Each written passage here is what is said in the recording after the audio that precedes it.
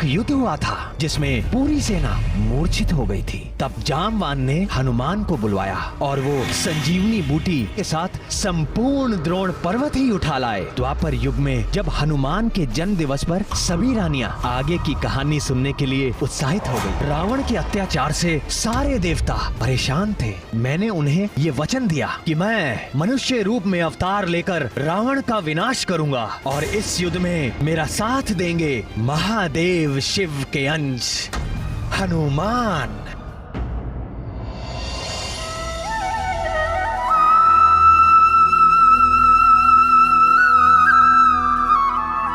कर्म प्रधान विश्व करी राखा, जो जस करई सो तस फल चाखा। समस्त संसार कर्म की गति से बंधा है। कोई भी जीव किसी भी पल अकर्मा नहीं रहता। मनुष्य के जीवन का निर्माता वो स्वयं है। जो जैसे कर्म करता है वैसा ही शुभ या अशुभ फल उसे मिलता है। महादेव भोलेनाथ, कमल योनि ब्रह्मा जी और मैं भी इस नियम में व्यवधान नहीं डाल सकते। और इस नियम के संचालन का कार्य दिया गया है नवग्रहों को। वे निरंतर आकाश पथ का चक्कर लगाते हुए मनुष्य के पूर्व कर्मों के अनुसार फल देते रहते हैं।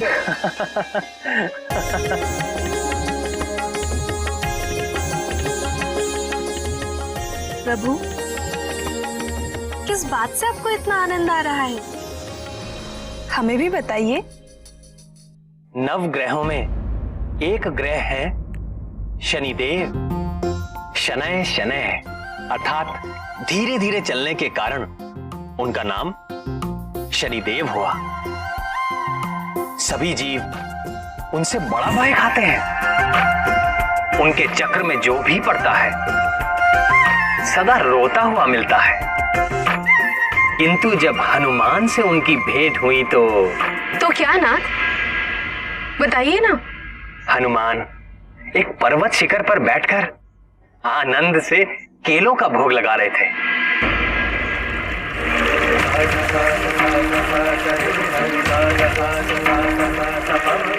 तभी एक धीर गंभीर स्वर ने उनका ध्यान भंग कर दिया। केसरी नंदन,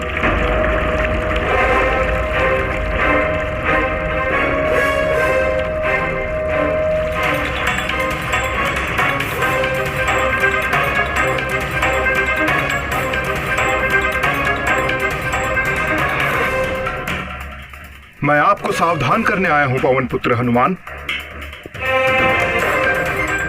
आज से आगामी 7.5 वर्षों तक आप पर मेरा प्रभाव काल आरंभ हो रहा है। आप सावधान हो जाएं। मैं आपके शरीर में प्रवेश करने वाला हूं। मैं आपको प्रणाम करता हूं सूर्य पुत्र शनीश्वर। किंतु आप मेरे भीतर प्रवेश नहीं कर सकेंगे। तो आपको मेरे सामर्थ्य पर संदेह है बजरंगबली? आप सब प्रकार से सामर्थ्य हैं शनीश्वर महाराज,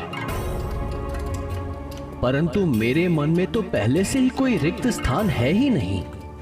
तो मैं फिर आपको स्थान कहां पे दूं? मेरे तन मन जीवन सर्वत्र में प्रभु श्री राम ही राम बसे हैं। आपको कदाचित ज्ञान नहीं है कि मेरे प्रकोप से मनुष्य तो क्या देव और दैत्य भी नहीं बच सके हैं। 7.5 के 2.5 वर्ष मैं जीव के पैरों में रहकर उसे भटकाता हूं। 2.5 वर्ष उसकी सिर में स्थित रहकर उसकी बुद्धि भ्रष्ट करता हूं और 2.5 वर्ष उसके मुख में प्रवेश करके उसकी सुख शांति धन संपत्ति सबका हरण करके उसे पूरा दरिद्र बनाकर छोड़ देता हूं। महाराज, मैं तो केवल उसी ज्ञान को अपने पास रखता हूं जिससे मैं अपने प्रभु के प्रेम रस में सदा लीन रह सकूं।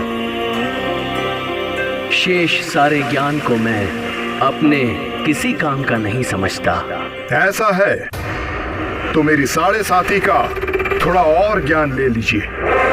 अवश्य शनिदेव, कृपा कीजिए। जब मेरी साढ़े साती चलती है तो प्राणी दुख, कष्ट और असुरक्षा से बुरी तरह से घिर जाता है।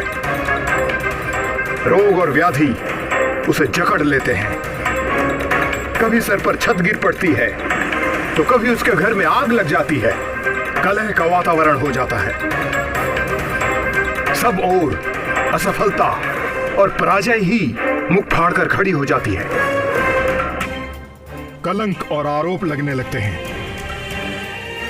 प्राणी अपनी सोच और बुद्धि पर नियंत्रण नहीं रख पाता। मेरे अधीन होकर वो क्रोध और आवेश में आकर अपनी ही हानि कर बैठता है। मन व्यथित रहता है, वाणी कठोर बोलता है, सुख नष्ट हो जाता है, संपत्ति का नाश हो जाता है, दुख, ग्लानि और शोक, इसके अतिरिक्त उसके पास कुछ भी नहीं रहता। सावधान हनुमान, आपकी साढ़े साती इसी क्षण प्रारंभ हो गई। यदि आप अपना निर्णय नहीं बदल रहे और आपने श्री राम के तुच्छ भक्त से ठान ही ली है, तो आपका स्वागत है शनीश्वर।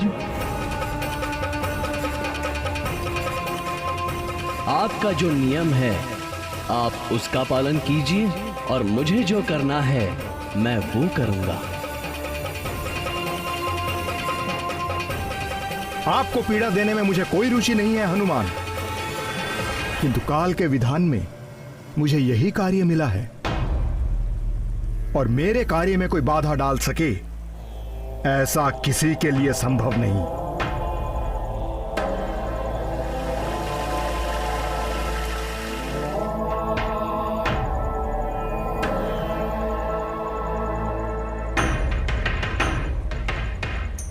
जय श्री राम, जय श्री राम, जय श्री राम, जय श्री राम, जय श्री राम, जय श्री राम।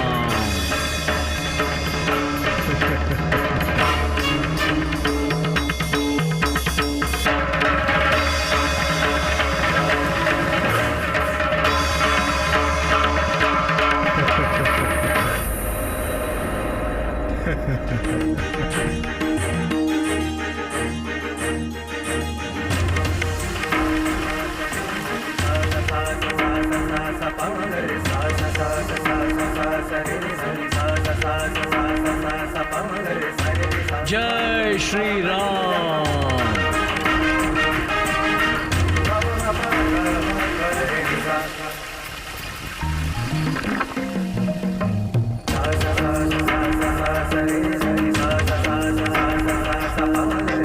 ये क्या कर रहे हैं पवन पुत्र?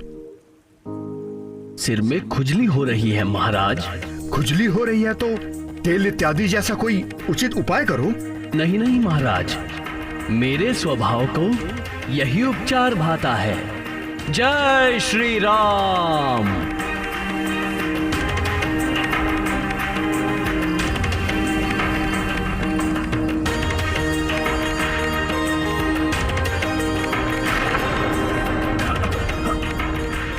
हे मारुति नंदन, इन चट्टानों के बोझ से मैं मरा जा रहा हूं, कृपया इन्हें हटाएं।